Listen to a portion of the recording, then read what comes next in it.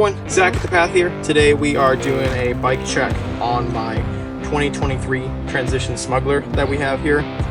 Currently have this bike set up with SRAM XX transmission with a pair of Cane Creek E-wings that are 165 millimeters length. I have a set of ZIPP 10 HITOP wheels on here, which are kind of like a aggressive XC light duty trail wheel set. So on this bike, it's kind of pushing their limits right to the edge, but for the way I ride this bike, I think they work out perfect.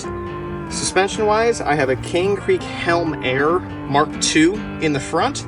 I have never ridden a Cane Creek fork before, and I wanted to check it out. I'm a big fan of it so far. I really like it. It'll probably be carried over to the next bike after this gets sold.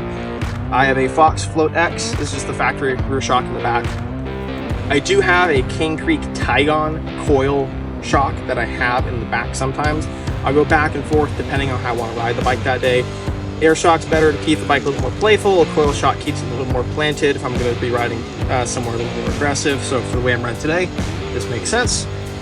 Cockpit wise, I have a bike yoke, 45 millimeter stem. I have a 35 mil rise ONEUP handlebar.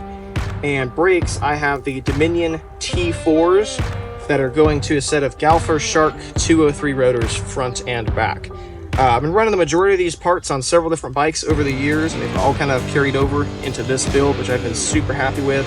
This has got to be one of the most playful bikes that I've ridden, and despite it being a full 29er, it still retains that very fun, flickable nature. It's got a short rear end, 65-degree head tube angle, so kind of right in that smack dab middle trail bike that just performs very well across the board. Doesn't do anything crazy amazing, but it's a very well balanced bike overall. If you want to pick up one of these are on sale. Check us out, thepathbikeshop.com. We got a bunch of different builds and sizes in stock.